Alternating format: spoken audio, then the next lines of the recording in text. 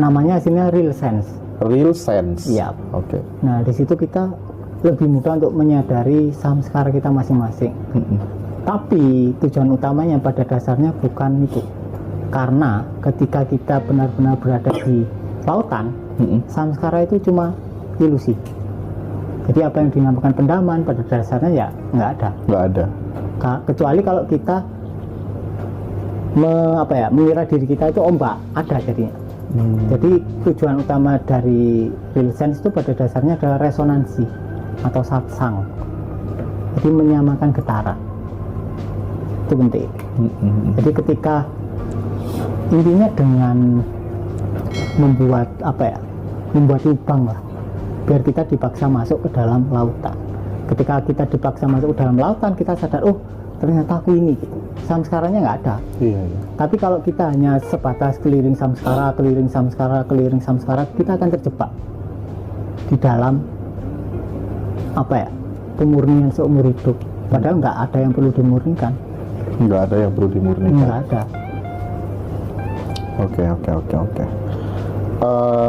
Jadi besok itu Mas Riko, kita kan sampai jam 5 sore kalau nggak salah ya. Jam 5 sore termasuk ada materi durasi lama juga ya.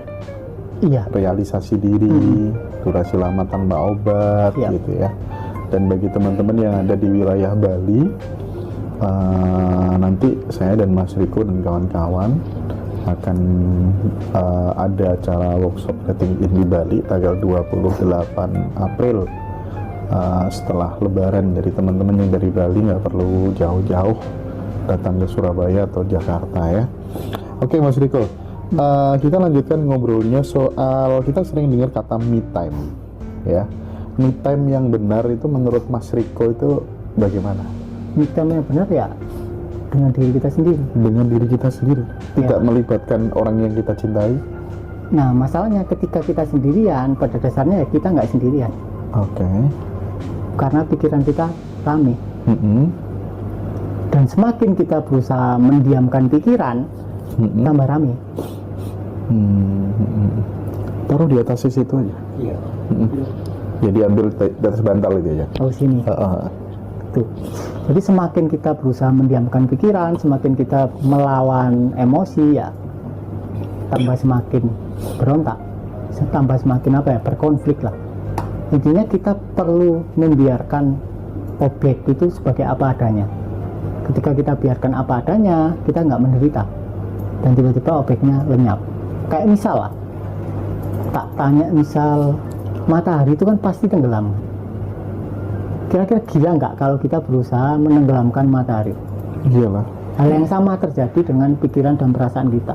Oh. Pikiran kan muncul terus tenggelam kan? Iya. Sama kayak matahari tenggelam. Tenggelam di kita, muncul di orang lain. Sama perasaan tenggelam di kita, muncul di orang lain. Artinya ketika kita berusaha meniadakan atau menenggelamkan objek berupa pemikiran maupun perasaan, yang menderita. Karena kita berusaha menenggelamkan apa yang pasti tenggelam. Dan semakin kita berusaha menenggelamkan, yang nggak tenggelam-tenggelam. Nah, supaya tenggelam harus dibiarkan. Masalahnya orang nggak tahu ketika dibiarkan, nggak tahu mereka. Dibiarkan ini gimana? Nggak tahu. Karena mereka terjebak di teknik dan di doing. Tapi nggak tahu being-nya. Susahnya itu. Nah, salaman resonansi itu tujuannya seperti itu. Jadi biar tahu, oh ini tauhid. Itu lebih cepat. Nah, itu setelah kemarin tayang sama Mbak Sinta di Ngaji Rosa itu kan banyak teman-teman yang tanya, ilmu pelet yang paling ampuh untuk wanita cantik itu apa sih sebenarnya Mas Riko gitu. Kan banyak yang tanya soal itu kan, sehingga tugas saya menyampaikan pertanyaan itu ke Mas Riko langsung gitu. Pada dasarnya itu manusia itu nggak ingin benar-benar bahagia. Ya kan, mereka hanya ingin melindungi dirinya sendiri. Entah dengan cara dapat wanita cantik, entah dengan kaya, entah dengan pingin istrinya balik, entah dengan pingin apalah, banyaklah keinginannya pasti. Dan semakin banyak keinginan, yang tidak disadari, pasti kita semakin menderita. Ya kan? Semakin banyak keinginan yang tidak disadari ya Mas. Tidak disadari, dan seringkali kita nggak sadar karena kita mengira kita adalah keinginan tersebut. Oke. Padahal keinginan juga sama kayak matahari, muncul dan tenggelam. Kalau kita biarkan tenggelam, justru kejadian. Iya kan? Harusnya kita jadi CCTV gitu aja ya. Ya, mirip CCTV. Tapi dengan berusaha jadi CCTV, tidak jadi CCTV. Iya sih. Triknya Jadi di situ. CCTV, iya tricky, Triknya di situ. tricky banget emang. Oke. Lanjut, selanjutnya gimana tadi? Selanjutnya mana? Iya, Pelet. selanjutnya iya, itu kan belum ketemu kan jawabannya. Ya, apa ya? Yang paling penting itu kita harus meniadakan idealisme di kepala kita. Kayak kita itu ingin pasangan kita A, B, C, D, E, F, G, H kan? Iya enggak? Jadi, terus misal ada cewek atau lawan jenis yang sesuai dengan idealisme kita lah. Wah, ini sesuai sama idealismeku. Iya. Nah, yang tak tanya, apakah kita beneran jatuh cinta dengan orangnya atau dengan pikiran kita sendiri? Oke. Nah, ketika kita mungkin hidup bersama atau tinggal bersama atau pacaran atau tiba-tiba jadian lah sama orang tersebut, selang seminggu atau 3 bulan, ya sekitar itulah, pasti kita merasa tertipu. Oh, ternyata kamu nggak seperti yang tak pikirkan. Nah, pertanyaannya, yang nipu orangnya atau kita menipu diri sendiri? Iya. Kita Artinya, menipu diri sendiri. ketika kita masih ada, kenapa? Intinya itu pertanyaannya kenapa? Kenapa kok kita punya idealisme di kepala kita? Karena kita belum mencintai diri sendiri. Kalau kita sudah bisa menerima diri kita apa adanya, kita bisa menerima orang lain apa adanya. Jadi parameter kita sudah benar-benar mencintai diri kita sendiri itu saat kemudian kita bisa menerima diri kita apa adanya ya. Iya. Termasuk segala suatu kejadian yang menimpa kita terima utuh. Nah, yang dimaksud menerima diri apa adanya itu apa? Biasanya orang triknya di situ, mengira kalau diri kita itu dibagi dua. Oh, aku harus menerima diriku. Padahal enggak. Maksud dari menerima diri sendiri itu adalah menerima pengalaman internal apapun yang hadir. Pengalaman internal itu berupa pemikiran, perasaan, dan tubuh. Artinya ketiganya diterima. Jadi tayangan emosi, tayangan pikiran, tayangan tubuh diterima. Ketika kita bisa menerima itu, ya kita bisa menerima tayangan yang ada di dalam diri orang lain. Oke. Intinya itu, kalau kita bisa menerima tayangan kita, cinta akan muncul. Tiba-tiba datang gitu. Tapi kalau kita belum menerima, ya nggak bisa. Kalaupun datang ya kita menderita. Intinya kan kita nggak ingin menderita. Kalau nggak ingin menderita ya harus menerima. Ketika sudah menerima ya tinggal kamu maunya apa gitu kan. Oh. Baru intensimu akan bekerja. Menerima pengalaman internal yang ada dalam diri kita. Karena ketika kita menerima, otomatis kita berada sebagai yang di belakang. Kita nggak terlibat ke dalam tayangan, nggak? Kayak layar lah. Kita sebagai penyaksi ya. Kita sebagai penyaksi. Nah, ketika kita berusaha sebagai penyaksi itu juga gagal. Oh iya sih, paham. Ya kan? Karena kita sudah Ya menjadi penyaksi kan. sejak awal. Ya. Tidak ada effort untuk tidak menjadi ada kan effort. maksudnya. Oke. Nah, pada saat kemudian kita sudah menerima diri kita apa adanya, ya kan, terus kemudian kita mendapatkan, kita bisa berbagi cinta dengan pasangan gitu kan. Meskipun itu tidak pasangan atau siapa aja misalnya, kadang kan kita melekat bahwa seolah-olah yang membuat diri kita bahagia itu dari pihak eksternal, even itu adalah orang yang kita cintai gitu. Nah, yang menyebabkan itu apa dan solusinya bagaimana supaya kemudian kita bisa kembali sesuai dengan fitrah. Nah, yang menyebabkan kenapa kok kita terikat secara eksternal adalah karena kita menolak pengalaman internal kita. Ketika kita menolak, kita menderita kan. Nah, kita mengira, berasumsi, pikiran kita berasumsi kalau wah, aku menderita gara-gara aku kurang. Ya enggak? Oke. Ketika kurang, aku ingin lebih. Aku narik dari orang lain. Padahal ketika ditarik juga tetap kurang. Tapi ketika kita bisa menerima pengalaman internal, ya udah selesai. Oke Mas Riko, luar biasa. Teman-teman di TikTok bisa berinteraksi langsung dengan Mas Riko, silakan malam hari ini masalah-masalahmu yang berat-berat sampaikan semuanya ya. Mumpung ini kita ada waktu ini lumayan panjang sama Mas Riko ya teman-teman ya. Oke. Pertanyaan selanjutnya untuk Mas Riko, saat ini kan banyak sekali orang-orang yang suka dengan mengoleksi binatang sampai dibuat kejuaraan, ya kan? Bahkan gila dalam tanda kutip gitu ya, untuk misalnya kayak kambing dibeli dengan ratusan juta itu segala macam gitu. Nah, itu menurut Mas Riko bagaimana tuh? Ya, kita perlu bertanya kenapanya, kenapa kok sampai begitu? Kenapa kok sampai ada kompetisi? Iya, Karena kita merasa kurang. Kita butuh validasi dari orang lain. Kembali ke pendaman lagi. Intinya karena kita salah mengira diri kita. Oke.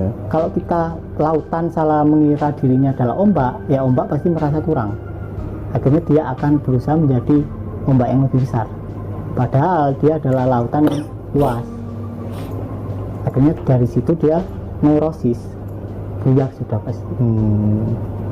Kayak misalnya Mas, misalnya pas Piala Dunia gitu Mas ya, kita kan nonton apa tuh namanya sepak bola gitu.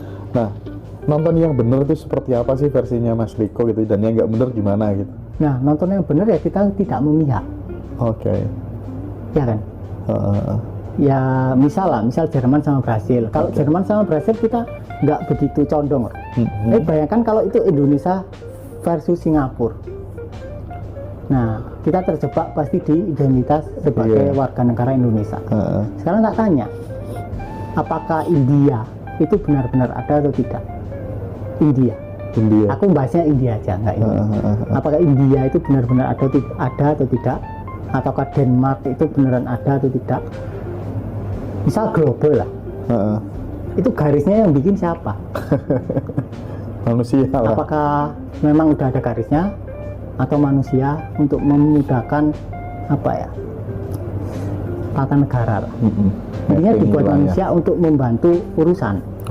Tapi ketika kita terjebak di identitas yang salah, ya pasti kita menderita. Ketika India kalah, misal kita warga India kalah, kita menderita. Berarti kita salah identifikasi diri, kita terjebak di identitas yang salah. Jadi tidak boleh memihak. Bukan tidak boleh, tricky. Jadi ketika kita tidak boleh memihak, ya kita berusaha tidak memihak. Berarti hasilnya kita memihak. Oke, baik. Pertanyaan dari teman-teman, Mas Riko, apakah mandala itu ngaruh di kehidupan? Mandala itu ngaruh sih. Kalau cara pakainya benar. Mandala itu kan akhirnya dipakai untuk memperluas area penglihatan. Jadi area penglihatan kita otomatis periferal. Ketika periferal otomatis kita balik ke sumber. Tapi kalau cara makainya salah, kita fokusnya salah, udah pasti buyar. Mas harus gimana caranya agar tidak merasa kekurangan gitu? Ya dirasakan kekurangannya. Itu kan cuma matahari misal kayak ada suatu objek mau datang ke sampean lah, terus sampean tahan. Padahal objek itu cuma ingin lewat doang, tapi sampean tahan. Nah, yang bikin menderita objeknya apa? Upaya sampean untuk menolak. Ya kan? Yang bikin orang miskin karena kita menolak perasaan kekurangan. Tolak, akhirnya ya dia ngelawan terus. Akhirnya kita berperan atau berkonflik di dalam diri kita sendiri. Padahal dia cuma pengen lewat. Dia itu aslinya pengen lewat, tapi karena nggak dibiarin, ya nggak lewat-lewat. Akhirnya peristiwanya tambah gede. Misalnya ada momen orang ketipu lah, kan rasanya kesel kan. Ketipu 1 juta misal kesel. Keselnya kan datang. Tapi kita nggak mau ngerasain kesel total. Akhirnya kita tolak. Ya, dia ngelawan terus. Akhirnya keselnya tambah gede, kena 1 miliar lama. Aku tuh ketawa sendiri karena Mas Riko tuh dapat julukan baru, Mas Riko.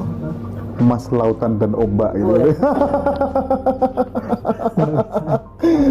Apa tuh? Sadari dan terima. Sadari dan terima. Mas lautan dan ombak. Bagaimana Mas Lautan dan Ombak cara sembuh dari psikomatik? Gimana tuh? Nah, aslinya Psikosomatik. tak tanya, ada yang sakit nggak aslinya? Misal kita jalan lah, misal Mas Hendra jalan, apakah ada yang berjalan? Ataukah hanya ada proses berjalan? Ini penting. Kalau misal Mas Hendra jalan, trek, apakah benar-benar ada yang berjalan? Ataukah hanya ada proses berjalan ya Mas ya? Karena yang berjalan kan nggak ada. Yang disebut Hendra kan hanya Iya, sebatas tahu. kumpulan gestalt Iya, kan. iya. Artinya yang sakit nggak ada. Yang ada hanya yang merasa sakit. Bener nih Mas Lautan dan Ombak. Iya, yang merasa sakit ya Mas ya. Makanya kebanyakan di kitab-kitab kan kalau kalian mau sembuh ya 1 detik sembuh hasilnya. Oke, lanjut. Menyadari lautannya gimana gitu Mas? Misal gini dah, Mas Hendra kan melihatnya Mas Hendra dari mata kan. Iya. Sekarang tak suruh cariin matanya sampean. Pakai mata, bisa nggak? Nggak bisa lah Nggak Mas. bisa ya, karena kesadaran itu adalah sumber dari mana sampean melihat. Artinya nggak bisa dilihat. Oke. Karena kita ya kesadaran Ya, itu sudah itu. sendiri ya. Upaya kita mencari justru membuat modar. Membuat motif. Nanti pasti muncul pertanyaan lagi, Baik. gimana caranya berhenti gitu. Cara meningkatkan intuisi atau mempertajam intuisi. Ini pertanyaan dari Mas Robi nih. Gimana? Apanya yang ditingkatkan? Nah, apanya yang ditajamkan? Ya intuisi itu kan dari semesta kan muncul. Itu hanya muncul ketika kita tidak menginginkan, Muncul ketika kita tidak menginginkan ya. ya kan? Tapi dengan berusaha tidak menginginkan, ya sama aja. Berarti menginginkan kan? Iya. Sama dengan menginginkan ya. Berarti ya nggak usah diurusin lah, Oke. ya kan? Jadi ketika kita mendapatkan momen-momen itu sebenarnya memang point of view-nya adalah itu tidak sengaja, tiba-tiba aja. Tiba-tiba ya karena kita sedang berada dalam lautan, bukan sebagai identitas. Iya. Cara menerima emosi yang datang itu gimana Mas? Dengan berpasrah atau bagaimana Nah, Mas? ini gini. Kalau tanya cara, kalau misal sampai tanya cara untuk lari, ada banyak. Nonton bola bisa lari, mabuk bisa lari, ibadah juga bisa lari, meditasi juga bisa jadi pelarian, nyanyi-nyanyi bisa jadi pelarian, Iya. karaokean juga, ketretes juga. Ketretes Mas? Ketretes Ketretes itu juga mana Mas? pelarian. Tretes pandaan juga Mas. Oh, Pandaan, nggak iya. tahu gitu ya. Oh, saya Mas Tahib Srirono gitu. Oh, yang Pak Dodi RT-nya itu ya. Jadi ada ribuan cara untuk lari atau ribuan cara untuk menolak. Tapi ketika kita tanya cara menerima gimana ya nggak ada caranya. Karena dari awal kita sudah menerima. Oke. Artinya emosi itu bisa muncul ya karena sudah diizinkan untuk muncul, ya kan? Kita hanya menolaknya.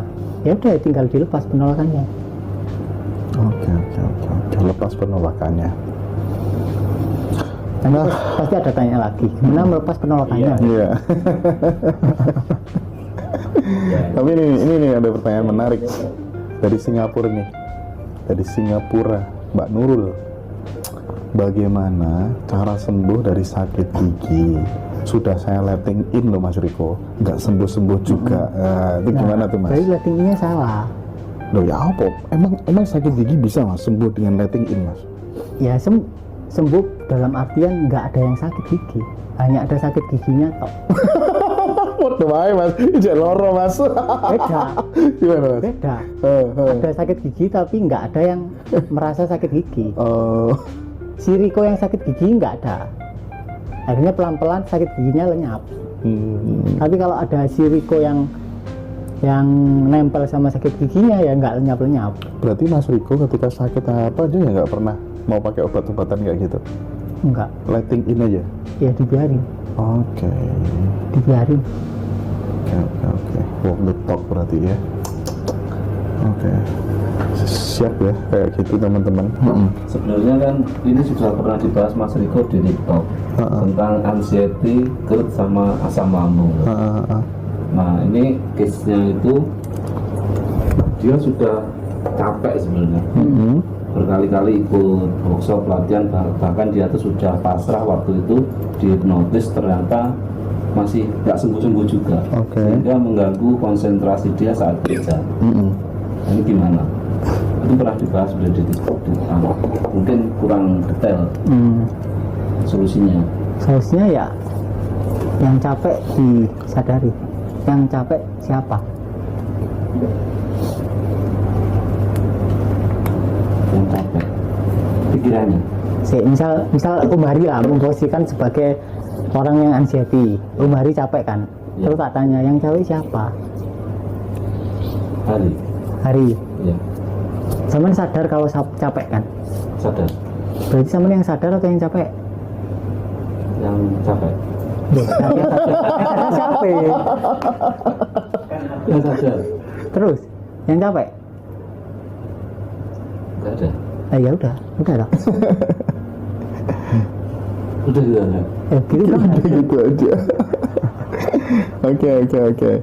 Mas, aku baru saja ketipu 50 juta. Tapi di awal tahu ketipu itu rasanya panas dingin.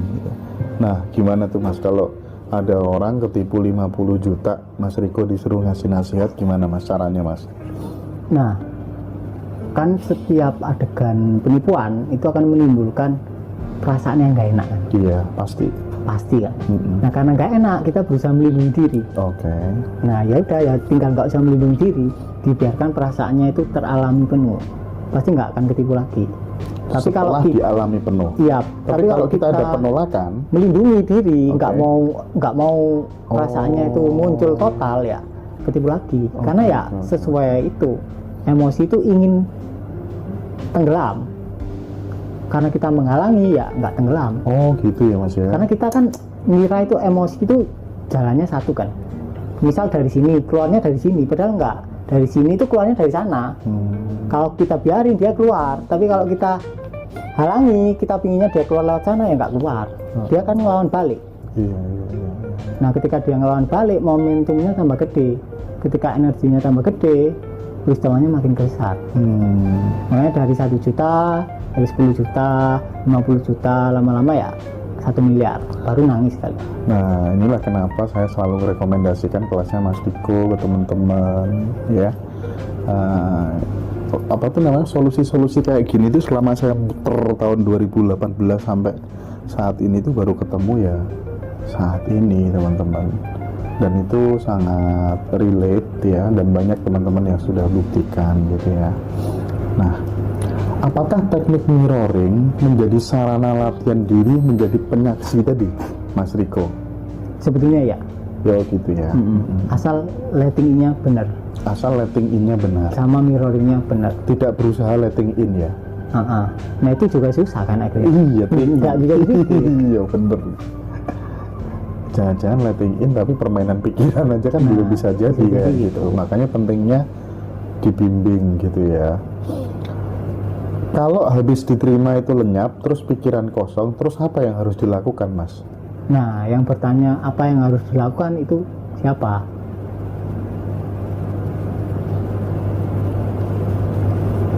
Kenapa Mas? Kan udah kosong, terus muncul kan. Aku harus ngapain gitu? Itu kan kalau dibiarin tenggelam lagi. Iya. Ya udah, selesai kan? Selesai. Tapi kalau kita teridentifikasi dengan aku harus ngapain ya, akhirnya gerak macam-macam. Tapi kan dengan setelah selesai tadi, semuanya balik kepada kekosongan tadi, tiba-tiba aja kan muncul biasanya sesuatu gitu ya. Langsung gerakan biasanya. Iya. Dan itu yang kita sebut sebagai keajaiban. Tapi kayak ngono gak iso diharap-harap ya Mas ya. Ya aslinya keajaiban itu bukan sesuatu yang apa ya, yang kebetulan atau sesuatu yang gimana-gimana. Keajaiban itu ketika kita jalan tapi kita sadar lagi jalan. Itu keajaiban sih menurutku. Kalau kita udah bisa stay di diri kita yang asli cukup lama ya, hidup kita jadi ajaib. Oke. Tretes itu apa Mas Hendra? Oh ini tanya ini RT-nya ini. Nah itu ya. Pak RT. Pak RT. Oh, Mas Robi bingung ya dengan penjelasannya Mas Riko ya. Dari Malaysia bagaimana mau ikut kelas nanti tanggal 28. Oh, enggak tanggal 14 15 Mas Riko ada kelas online Zoom 2 hari ya teman-teman ya. Banyak yang mau daftar. Kalau yang besok itu acaranya di Jakarta besok mulai jam 9 pagi ya. Jadi yang dari Malaysia saya sarankan untuk Zoom aja, tapi kalau mau ketemu Mas Riko langsung tanggal 28 April. Tempatnya di Bali. Di Aston kalau nggak salah, Aston Kute atau mana ya, saya lupa. Oke. Oh pantesan ya Allah, aku sakit tak biarin aja sembuh sendiri gitu. Mas Hendra kalau ketawarnya ciri-ciri gak duwe beban, beban apa agar tidak berasa nyeri saraf kejepit bagaimana Mas Riko? Nah, pertanyaan itu muncul dari mana? Kalau kita nanggapi pertanyaan itu ya jatuhnya ke pelarian, ya nggak? Kalau kita hanya dari pertanyaan itu ya kita bisa jatuh dalam letting in. Makanya agak tricky. Oke. Susah-susah gampang. Dulu kalau sakit gigi saya biarin rasain, cermati bagian yang sakit, lalu tertidur sebentar dan sembuh gitu. Ya asik gitu ya. Mantap. Mantap ya.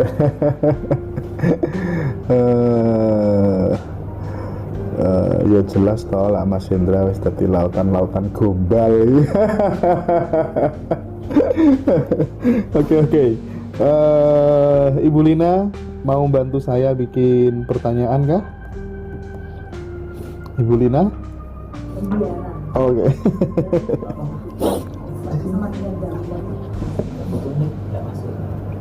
Pembiaran apakah ndablek katanya?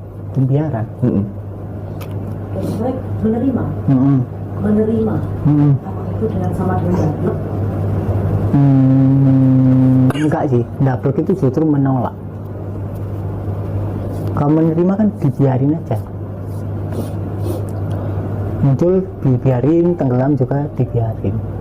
Kalau ndablek kan kita muncul tapi kita nggak mau ini muncul. Mau tenggelam juga nggak kita biarin tenggelam.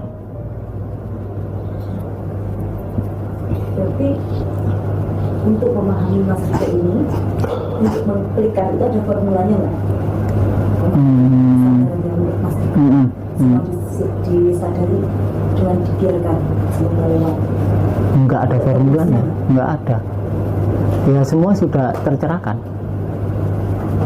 Tapi yang tercerahkan bukan Hendra, bukan Riko, bukan Hari, bukan Joko. Nggak ada yang tercerahkan. Lautan sudah dari awal memang sudah lautan. Cuma lautan mengekspresikan dirinya sebagai ombak. Jadi masalah ketika ombak mengira dirinya terpisah satu sama lain, bahkan bukan lautan. Akhirnya kita mencari Tuhan di luar sana. Kemudian disembah-sembah. Oke, kita lanjutkan Mas Lautan dan Ombak. Ada titipan pertanyaan. Oke, ntar ya. Wah, soalnya. Mas, ciri-ciri kita sudah mengalami nanti Bu Dina lagi. Mas, ciri-ciri kita sudah mengalami emosi penuh itu bagaimana? Apa nangis, panas dingin, atau seperti apa Mas? Mbak Tika ini. Ciri-cirinya beda-beda. Artinya kita tidak ada nggak ada struktur tetapnya. Oh, kamu kalau udah mengalami sedih kamu harus nangis, nggak ada. Ya udah dialami aja. Oke. Kalau kita ada pandangan misal ya, ada dogma kalau kamu kalau rilis ya kamu muntah-muntah. Nah itu berarti karena kebanyakan lihat film Rukia. Ya kan? Gimana SOP mirroring datang ya besok acara di workshopnya Mas Riko, atau kalau nggak gitu ikut kelas Zoom tanggal 14-15. Intinya mirroring itu mendamaikan emosi, begitukah Mas Riko? Enggak ada yang perlu didamaikan. Oh, nggak ada yang perlu didamaikan. Oke, benar. Letting in sama dengan stoikisme. Stoikisme ya.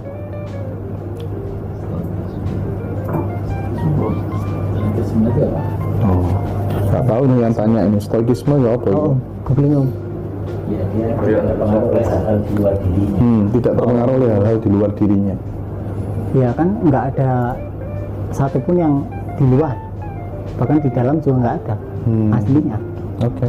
Ketika Mas Hendra sadar, dalam ada nggak? Nggak ada. Luar ada nggak? Nggak ada. Nggak ada. Aku mulai yang Iya, stoikisme lebih ke pengendalian diri. oke. Mulai rada cerdas. Halo Mas Riko, Mas Hendra, aku suka banget ngeliatin kalian. Terima kasih. Hidupku jadi lebih positif, lebih banyak keberuntungan. Ya, syukurlah. Aku suka kalau Mas Rikonya banyak cerita tentang kejadian-kejadian sehari-hari dong Mas. Oh gitu ya. Apa itu Mas Joko? Kejadian sehari-hari itu Mas Joko. Om Joko ya. Yang tahu Om Joko. Aku Oh, lautan nggak tahu ombak gitu. Caranya Mas Riko ini simple, hidup slow mengalir, tapi memahami metode ilmunya menurut saya. Mas Lautan, cerita lagi dong ciri-ciri lautan itu apa aja di kehidupan sehari-hari gitu. Nah, apa tuh Mas, orang ketika kemudian dia sudah berada di state lautan, itu dalam kehidupan sehari-hari itu ciri-cirinya akan seperti apa Mas? Yang tampak. Nah ini bahaya. Ketika kita menceritakan ciri-ciri lautan seperti apa, ombak bisa meniru. Ya kan? Misal lah, ciri-ciri lautan tuh kamu baik Iya ke sih, bener. orang, terus kamu akan banyak memberi, banyak ngutangi orang, terus banyak membantu orang. Ya kita bisa meniru karakter tersebut. Terus kita mengira si Riko ini tercerahkan. Padahal Riko ya nggak ada. Si Riko nggak ada ya? Nggak ada. Ini bahaya. Ketika kita, kebanyakan orang terjebak di situ, berusaha mengubah karakternya. Padahal karakter itu hanya suatu gerakan yang tidak benar-benar ada. Andai kata kemudian kita latihan gitu ya, namanya latihan kan, latihan letting in gitu. Misalnya kayak Hendra Rek lagi santai-santai sama temannya gitu, Hendra Rek lagi galau gitu misalnya. Itu bagus ya sih untuk Bagus, tapi perlu mundur lagi. Oh perlu mundur lagi. mundur. Harusnya gimana? Mundur menyadari suara yang bilang. Mundur menyadari suara yang bilang, meskipun suara itu dari dalam. Suara itu dari dalam. Oh keren. Kan ada di dalamnya lagi kan. Keren. Itu. Intinya menyadari yang notice siapa. Oke.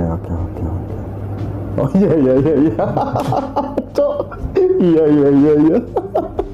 Makin asik Mas Riko ini. Yesus. Keren. Cara sedekah yang benar menurut Mas Riko bagaimana? Karena ada guru spiritual yang mengajarkan sedekah brutal untuk menjadi kaya. Ya aku nggak sepakat kayak gini tuh. Karena makam tingkat keyakinan orang tuh beda-beda. Kalau kayak model Pak Heru gitu terus uang di dompet semuanya habiskan gitu. Yo gak apa-apa nih Pak Heru duitnya akeh kan, SPBU-nya banyak. Hal sing berangkat aja sing ngadol sepeda terus kemudian pas-pasan terus dihantem koyok ngono dengan tingkat connected keyakinan orang yang berbeda-beda, menurutku ngawur juga. Itu gimana menurut Mas Riko? Gini, intinya itu bukan siapa yang ngajarin, tapi kenapa kok kita mau.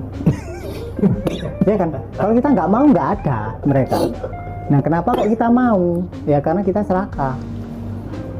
Dan dari jalur serakah ya bisa dikontrol apa aja. Disuruh sedekah banyak ya kalian ngikut. Intinya basisnya harus benar. Kenapa kok kalian sedekah? Nah ini yang perlu ditanyakan. Kenapa kok kalian sedekah? Apakah karena aku merasa kurang, aku ingin kaya akhirnya aku sedekah? Berarti kan motifnya keliru. Ada motif kan? Atau motifnya mungkin karena aku udah merasa kaya, udah cukup, aku mau bantu. Nah itu kan beda. Motifnya kan beda. Jadi ada keserakahan, ada motif memang hanya berbagi.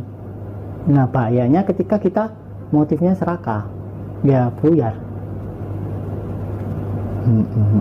Akhirnya ya gampang dicocok hidungnya lah. Kayak diajak bajak sawah itu dia ikut akhirnya kalau orang serakah itu. Iya bener juga ya. Bukan salah yang ngajarin ya Mas ya? Ya bukan, salahnya kita sih. Iya sih. Iya, disuruh sedekah ekstrim gitu. Tapi kalau yang kayak tadi itu menurutku masih bisa ditolerir lah. Ada yang lebih parah sampai nggadekan sertifikat Mas. Sedekahnya harus ke gurunya gitu. Nah itu kok mau gitu kan? Kan bisa nolak kan kalau orang sadar kan. Tapi kan harus diuji-uji dengan cerita. Ya, dengan begini. Salah sendiri tergoda. Iya sih. Betul. Padahal pengen sugih gampang loh, kaya Pak Heru ngono bras gak perhitungan sama duit, malah digodak duit gak karu-karuan loh. Orangnya ada di sini loh. Nah, cara mengatasi hubungan yang ditentang orang tua karena bibit bebet bobot padahal sudah kadung cinta. Apakah harus dipelet? Itu gimana tuh Mas? Yang dipelet siapanya? Orang tuanya gitu.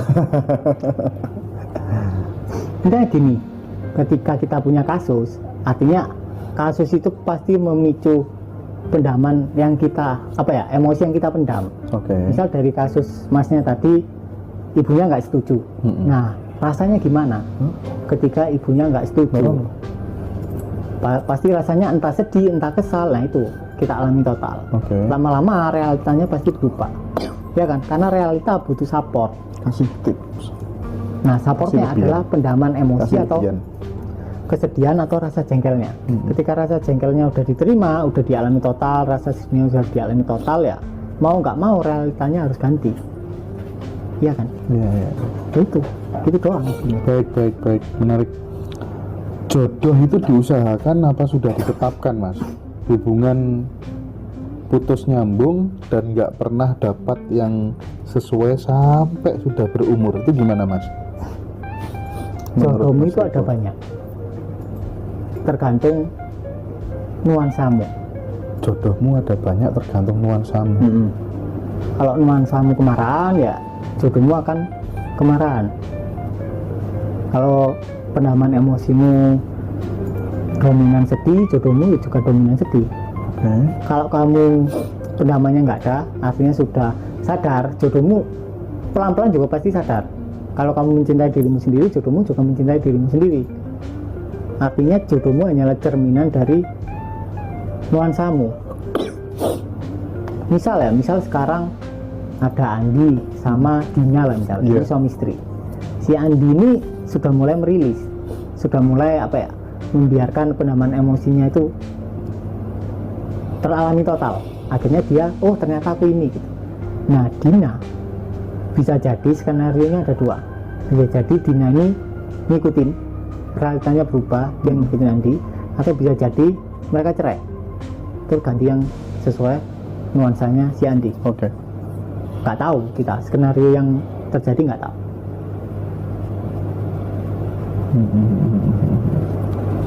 Oke Mas.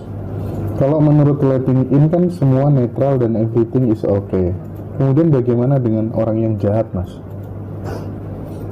Orang jahat. Kita ketika menghadapi orang yang jahat, itu orang yang tega gitu. Nah, apakah mereka tuh benar-benar jahat ataukah asumsi kita? Ya kan? Kenapa kita menganggap itu jahat? Kenapa kita menganggap si A jahat? Ya karena kita mengira si A dapat mengancam aku kan. Kalau kita nggak ada terbuka total, nggak ada yang bisa diancam, ya nggak jahat dia. Oke. Ya kan? Artinya yang perlu digarisbawahi atau yang lebih perlu disadari adalah kenapa kok kita menganggap dia jahat?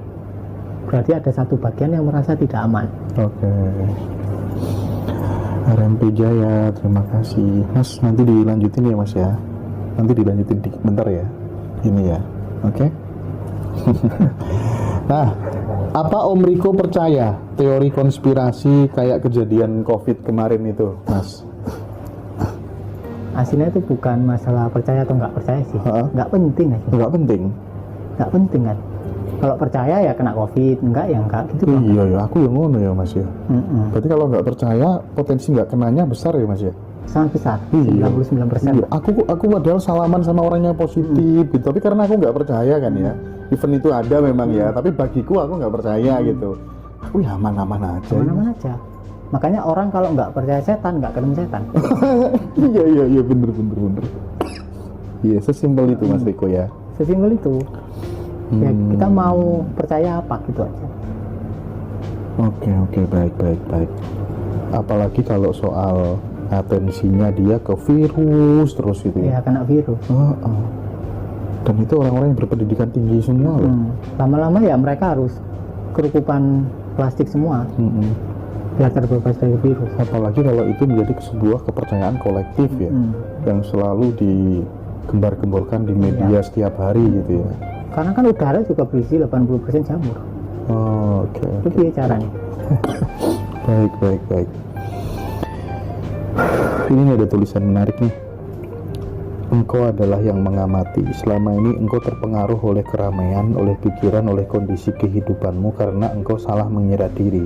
Engkau teridentifikasi oleh keramaian, tapi kini engkau telah mengalami dirimu. Engkau terpisah. Maka engkau, nah itu gimana tuh mas intinya tuh? Ya sama kayak misal kita ada pikiran lewat loh. Kita kan biasanya nemplek kan. Akhirnya pikiran ini nggak hilang. Kita kepikiran terus, ini ngembang jadi banyak gitu. Ketika ini dibiarkan lewat, ya udah lewat tok kan. Akhirnya kita tahu, oh ternyata aku yang ini. Nah, realisasi itu hanya bisa terjadi ketika kita membiarkan pengalaman internal kita apa adanya. Kalau kalian masih tanya gimana caranya membiarkan, berarti kalian tidak benar-benar mendengarkan. Kalau kalian mendengarkan, nggak ada pertanyaan itu. Oke. Mas, suami saya sering nyakitin saya. Apa harus saya terima rasa sakit hati itu agar tidak terjadi lagi? Nah, Itu mas. kalau masih terjadi lagi ya berarti belum diterima. Tapi kalau sudah diterima dan kelakuannya suaminya memang begitu terus, apa maksud bisa berhenti kira-kira mas? Kemungkinan keduanya akan menjauh, atau kemungkinan suaminya tiba-tiba berubah. Karena nggak ada pendaman emosi yang mengundang peristiwanya datang. Tapi yang jelas dengan penerimaan secara utuh itu bisa memutus pola itu supaya tidak terjadi lagi gitu maksudnya ya. Kalaupun kita masih kita berusaha lari lah. Misal suami kita kasar, terus kita belum mau mengalami sakit hatinya itu secara total, tapi kita cerai aja lah. Pasti nggak lama ketemu suami lagi yang sama, hampir sama lah, kasar. Pak Heru habis ini jadi moderator ya? Oh enggak, ini ada yang minta Pak Heru dong jadiin hostnya gitu. Terus cara menerima rasa sakit ketika dikhianati gitu, pasangan selingkuh gitu gimana mas? Ya nggak ada caranya. Oke. Saya jadi males dengar para guru spiritual lain karena banyak kali aturan. Mas Riko ini paling simpel. Aku juga ketularan rotok cerdas mas. Oh iya, sip. Kalau sudah letting in pas mirroring kok pikiran juga kosong, bener apa sudah bener mas? Bener. Nah, yang tahu itu kosong, apakah terpisah atau kekosongan juga? Itu yang perlu diselidiki lebih dalam. Mbak Ratna, saya setiap pagi sebelum berangkat kerja selalu denger ngaji Rasul sambil masak dan sarapan. Mas, kalau kata kebetulan itu lawan katanya apa? Kesalahan. Kebetulan. Mas Lautan cerita simpel tentang keberlimpahan untuk ibu rumah tangga mak-mak berdaster. Tips untuk ibu-ibu rumah tangga mak-mak berdaster biar hidupnya penuh keberlimpahan bagaimana mas? Kalau kita masih teridentifikasi dengan identitas ibu-ibu, identitas mak-mak berdaster yang nggak melimpah, kan limitasi itu kan? Iya, limitasi. Kalau kita mampu menyadari identitas kita yang salah, bahwa kita adalah mak-mak berdaster, bahwa kita adalah ibu rumah tangga, kita melimitasi. Waduh. Bahkan ketika kita telusuri ya kita bukan pria dan kita bukan wanita kan, nggak ada kelamin kan. Iya. Kelamin hanya untuk tubuh, tapi kita tidak berkelamin. Iya mas, ini hubungan ada Pak Heri ya. Tadi kan aku ngobrol lama gitu ya. Selama ini kan banyak teman-teman itu yang dia karena pengen kaya itu kan melakukan afirmasi gitu kan, ngoyak lah ibaratnya, ngetrek gitu ya. Nah Pak Heru itu tanpa teori itu, dia itu pokoknya nggak tegaan sama orang, kasih nggak perhitungan, soal duit nggak perhitungan. Pokoknya dari dulu meskipun belum jadi orang kaya seperti saat ini, SPPU-nya yang banyak gitu, itu dia pokoknya gampang ngasih orang gitu. Berarti kan dari dulu dia sudah sadar dirinya di posisi lautan atau gimana kira-kira mas? Jadi gini, being-nya itu bisa jadi dalam satu sisi sudah being, dalam sisi lain itu belum. Jadi misal ada orang kaya tapi dalam percintaan itu belum being, jadi dia mencari cinta. Ya sama, misal Karena tiap orang itu pasti pendamannya beda-beda, makanya Oke. kasusnya beda-beda. Mm-mm. Artinya setiap pendaman, apapun pendamannya itu ingin tenggelam. Iya, Kalau iya. kita biarkan ya tenggelam, kalau kita nggak biarkan ya nggak tenggelam. Artinya ketika kita sudah di being atau kita sudah merasa kaya, dari situ kan tingkah laku kan muncul. Dari being muncullah pikiran, muncul perasaan, muncul doing. Dari doing muncul peristiwa. Tapi kalau kita ada samskara kekurangan, kita merasa kurang lah, di dalam kita merasa kurang.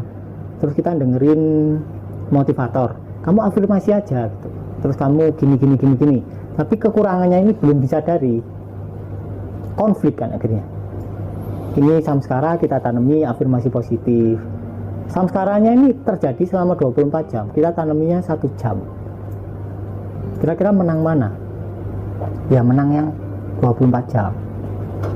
Artinya samskara ini harus disadari terlebih dahulu. Diterima, dibiarkan, atau let it be. Oke. Nah, Mas Riko kan percaya bahwa Tuhan itu fix, tidak ada. Yang ada adalah ketuhanan. Aku nggak percaya sih. Nggak percaya? Aku nggak percaya dan tidak nggak percaya. Percaya dan tidak nggak percaya. Aku nggak percaya dan nggak tidak percaya. Bingung deh. Apa itu, Mas? Kepercayaan itu kan sebatas di kepala kan. Oke. Kita memutuskan percaya, kita memutuskan tidak percaya. Sekarang tak tanya, orang ateis dan teis itu sama nggak?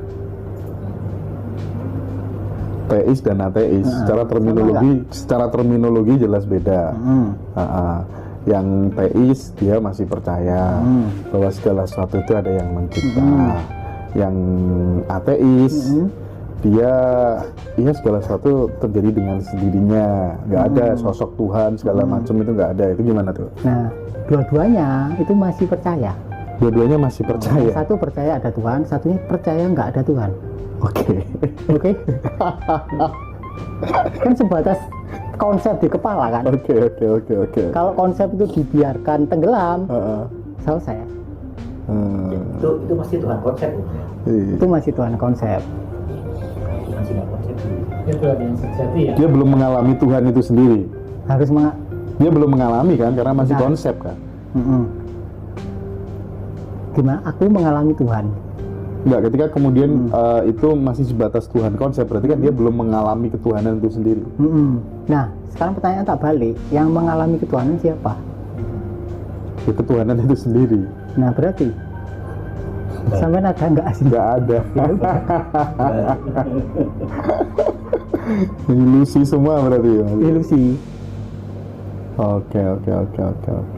jadi mutasi past life itu ilusi Om ya. Kalau di permukaan benar. Kalau di permukaan bener itu maksudnya gimana? Di permukaan benar. Ya, secara kalau kita yakin jiwa itu ada, ya beneran ada. Tapi ketika kita mau menyelami lebih dalam, mau membiarkan jiwa ini tenggelam, ya udah nggak ada kan. Artinya kita perlu masuk lebih dalam, nggak sebatas jiwa saja. Kalau jiwa kan asumsinya ada sesuatu di dalam diriku kan, terus ada sesuatu di dalam dirinya Mas Hendra. Kita beda. Ketika kita merasa berbeda satu sama lain, si Riko ini akan merasa terancam oleh Mas Hendra. Bener nggak? Otomatis. Dan itu secara sistem Karena saraf berbeda. memang seperti itu. Karena kita Karena merasa berbeda. Nah, pada dasarnya ketika kita benar-benar mengalami, oh ini aku gitu, akunya nggak ada aslinya, nggak Oke, terpisah. oke. Ya memang relasinya tidak terpisah. Ketika Mas Hendra sadar, Mas Hendranya nggak ada. Makanya bukan apa ya, pencerahan itu bukan pencapaian, karena nggak ada yang tercerahkan. Karena Mas Hendra yang tercerahkan itu nggak ada. Biasanya tipuan terakhir itu adalah ketika kita meditasi, pikiran udah hening, tiba-tiba muncul, oh aku tercerahkan. Nah itu kalau dibiarin tenggelam benar-benar ada pencerahan. Tapi kalau kita ngandel ke situ ya sudah. Iya.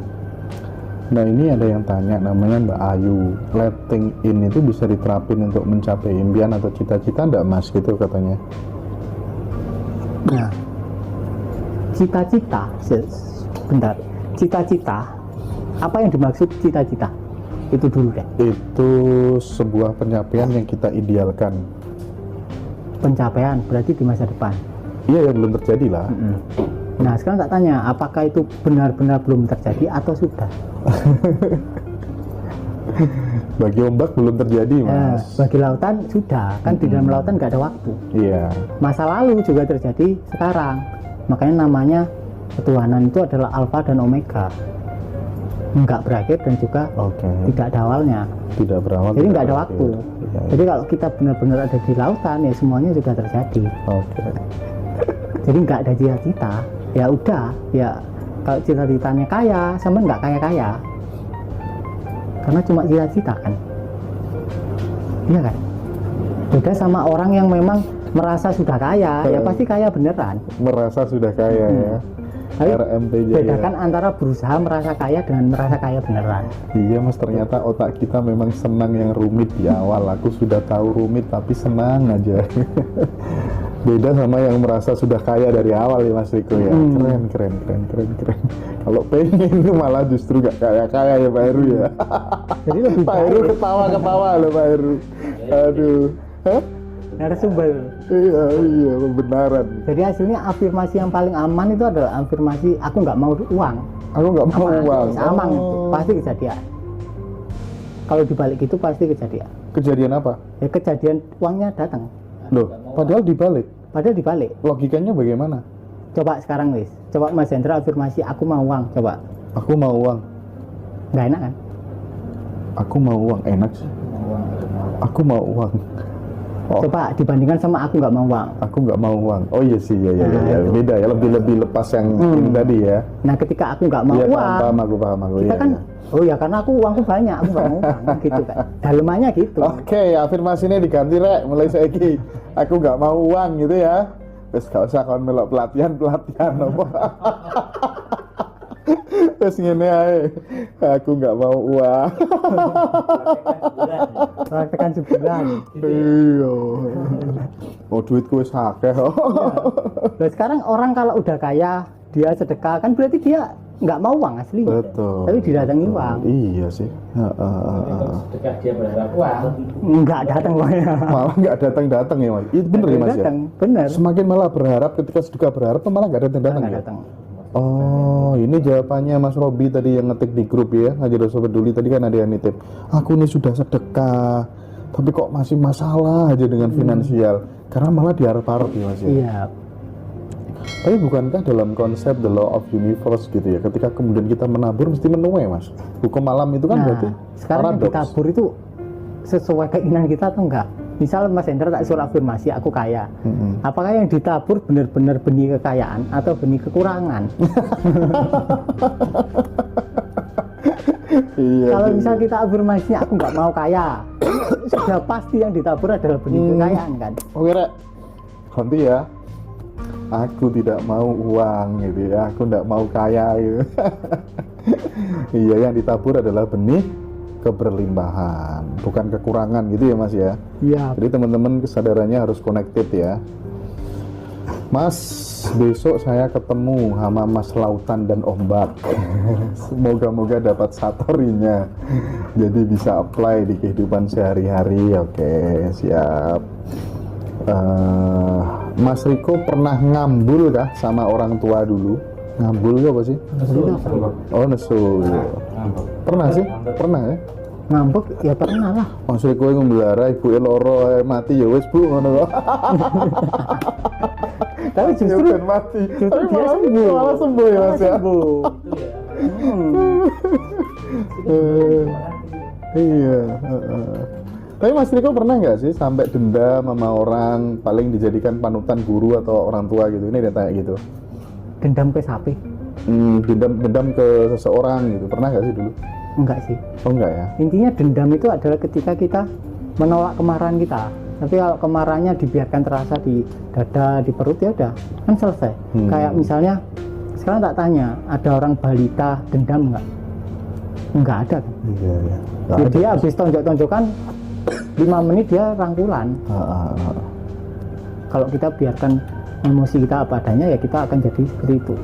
Makanya di kitab-kitab istilahnya adalah kelahiran kedua, Iya, iya. balik ke anak kecil. Oke ya, afirmasi teman-teman ya. Gak butuh duitku koyo larangan ning omah ngono ya. Tapi aku dulu pernah digituin sama Mbah Sumatari namanya. Itu orang tua yang pertama kali aku rekam sih. Terus aku rasa bingung-bingung golek duit itu sok ben koyo larangan. Oke. Mas Ari, monggo. Closing nanti sekalian. Loh, ini masih banyak ini. Sini aja. Oh iya, Kok ngopi kan? Sini loh, ini masih banyak. Tinggal geser aja kan. Tenang tanpa pintu. Oke.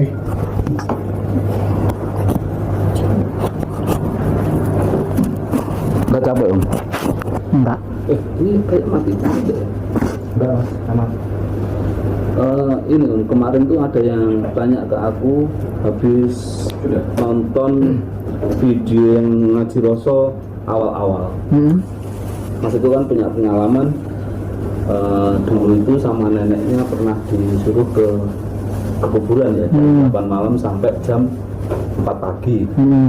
Nah kemarin tuh yang tanya gini, Mas misalnya aku juga punya anak kayak gitu, terus tak suruh ke kuburan itu gimana?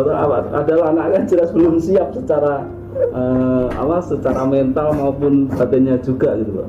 Cuman sekedar niru tanpa tahu maksud dan tujuan. Pengennya nanti jadi kayak Mas Riko. Gimana tanggapannya? Ya lebih baik orang tuanya mengamati keinginannya, enggak harus meniru, ya kan? Karena masing-masing orang benihnya beda-beda.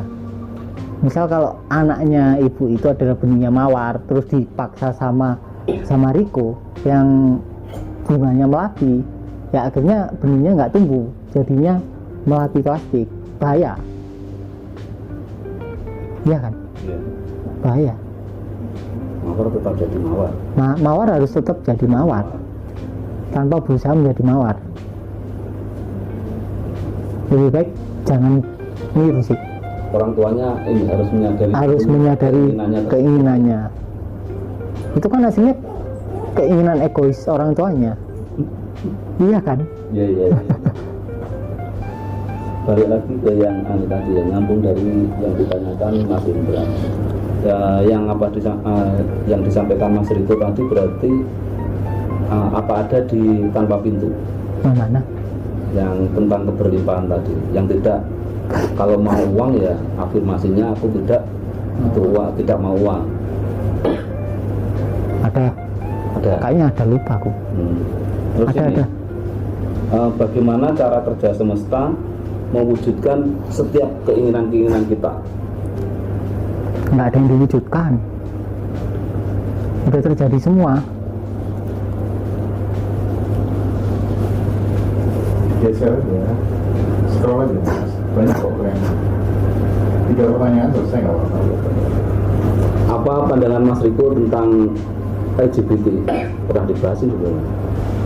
LGBT. Iya. LGBT itu ya karena manusianya salah dalam hal seks. Karena ada 2 tipe seks. Yang pertama adalah tipe seks prokreatif yang tujuannya untuk melahirkan. Yang kedua adalah seks amatif, di mana tujuannya tidak untuk melahirkan. Berarti caranya dua-duanya berbeda. Yang satu ejakulasi, satunya harusnya enggak. Ketika kita melakukan seks prokreatif padahal tidak bertujuan membuahi ovum, ya biar. Karena ketika kita ejakulasi, ketika wanitanya mengalami orgasme puncak, itu terjadi penurunan hormon dopamin. Ketika dopaminnya turun, kita nge-seks terus, ejakulasi turun. Lama-lama kita akan membutuhkan rangsangan yang lebih kuat. Awal-awal kita akan bermain kasar dengan pasangan resmi kita. Pelan-pelan mulai terjadi fenomena rumput tetangga lebih hijau. Kalau ada kans pasti selingkuh. Kalau nggak ada kans, kalian pasti nonton video porno. Ketika itu semua sudah terlewati, video porno udah nggak bisa handle, artinya kan video porno kan nggak bisa dilihat satu film 2 kali, ya kan? Iya. Karena sensasinya udah hilang, dopaminnya udah nggak bisa naik seperti kita waktu lihat pertama. Kita butuh film lagi. Nah, lama-lama yang awalnya filmnya biasa, kita butuh film yang lebih keras, butuh yang ikut-ikutan, terus butuh pemerkosaan. Lama-lama kita butuh film yang LGBT. Akhirnya ketika bokep nggak bisa, entah nanti keturunan kita, entah nanti diri kita sendiri jadi LGBT. Karena adaptasi dari ekspresi gen itu bisa diturunkan melalui epigenetis ke keturunan. Untuk LGBT yang masih anak atau remaja itu solusinya gimana? Bisa dinormalkan nggak? Ya bisa sih. Benih-benih gitu. Baru Ya kan benar. banyak tuh remaja usia 20-30 tahun belum. Kalau tadi kan karena sudah sering ejakulasi kan, berarti kan sudah punya pasangan kan. Nah, sekarang kan banyak masih remaja itu tidak ada ketertarikan sama lawan jenis gitu. Itu hasilnya bisa diidentifikasi. Ketika biasanya anak kecil normal itu butuh garam itu dikit kan. Terus mereka kalau es krim itu seneng banget. Tapi kalau ada benih-benih LGBT, mereka butuh garam dikit itu nggak kerasa. Itu berarti ada benih-benihnya. Kemungkinan benih LGBT. Kalau udah gitu harus didetox. Kalau masih kecil ya puasa aja. Jadi dari garam, pola makan garam itu Kelihatan. Kenapa kok kita butuh garam yang banyak? Ya karena dopamin kita reseptornya sudah rusak. Jadi bisa aja gula gitu ya, walaupun Bisa aja semua. Oh, sesuatu yang berlebihan itu perlu kita detox kan? Perlu kita detox. Kalau masih kecil ya puasa. Karena orang anak kecil kan nggak berhubungan seksual kan. Iya. Tapi kalau orang udah dewasa wajib seks amati. Percuma dia puasa. Dia puasa terus besoknya ejakulasi yang balik lagi kan. Puasanya yang 3 hari itu ya. Aman 3 hari. 3 hari kalau minum Aja, nggak boleh boleh makan. ya, gitu ya. Merokok Nggak boleh. Minum doang. merokok nggak boleh. Nggak. Minum doang. 72. 72 jam. Kalau nggak kuat ya sehari 2 hari dulu latihan kan gitu. Oh, nanti naik bertahap. Nanti naik bertahap. Oke. Nah, ini pertanyaan dari member tanpa pintu Mas Riko. Ketika ingin mendapatkan banyak uang berarti ini emosi apa yang lewat? Apakah dengan membiarkannya kita bisa berkelimpahan? Nah gini. Ini yang saya baca di tanpa pintu tapi saya belum paham. Nah gini, jadi setiap pemikiran itu pasti ada sponsornya. Kenapa kok pemikiran itu muncul? Kalau kita nggak ada sponsor, kita kosong, pemikiran tuh munculnya acak. Tapi kalau kita ada sponsor, pemikiran kita itu tetap, ya itu aja yang muncul. Pingin kaya, berarti kan ada sponsornya, di mana itu adalah pendaman rasa kekurangan kan. Kalau kita nggak ngerasa kekurangan, ya nggak ada keinginan untuk kaya yang muncul. Ya mungkin muncul sesekali, tapi kalau muncul tiap 1 jam, ya berarti ada pendaman rasa kekurangan. Ada sponsornya loh.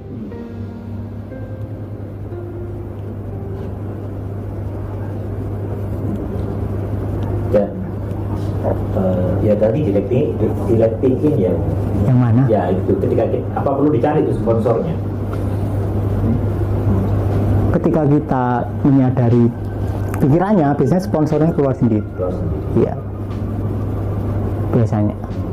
Pasti keluar sih. Om Sugeng ini kan pengen Fortuner gitu. Ada sponsor apa ya? Nah, kenapa kok bikin Fortuner gitu kan? Kenapa kok nggak mobil lain? Ya kan pasti ada alasannya kan? Pasti ada alasannya. Pasti berkaitan sih. Bisa jadi alasannya bukan tentang mobil itu ya. Bisa jadi agar lebih dekat dengan keluarganya, karena mobil Fortuner bisa ngajak sekeluarga kan gitu bisa. Pasti ada sponsornya. Terus sponsornya di Lighting E. Nah, bisa jadi juga sponsornya itu menghambat. Walaupun sponsornya itu sesuatu yang positif ya. Intinya bisa jadi rem, bisa jadi gas. Misal Om Hari pingin mobilnya apa sih? Aku ngerti Avanza tok. Iya. Apa? Fortuner kan? Fortuner ya, Fortuner. Bensinnya mahal tadi.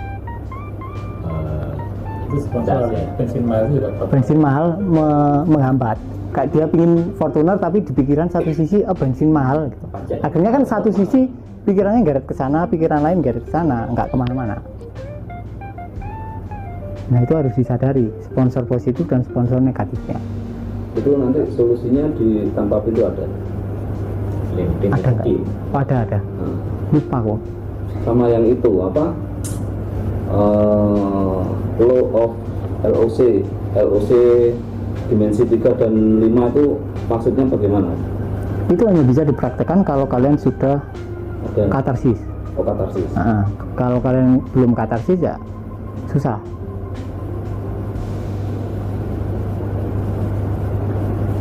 Kita sudah ngegas nih Om ya, Mhm. sudah kerja keras, nabung, afirmasi, tapi di saat yang sama bawah sadar kita tuh ngerem.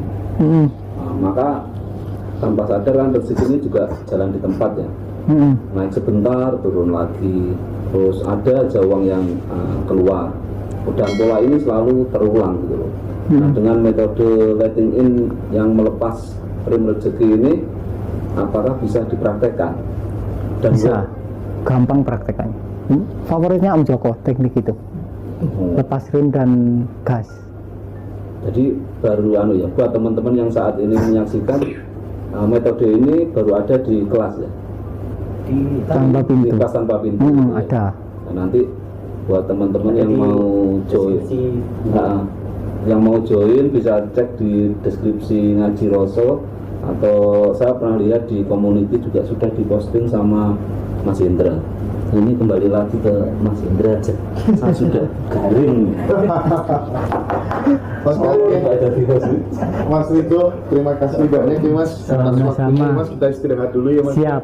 Break dulu Mas, makasih Mas Riko. Sama-sama.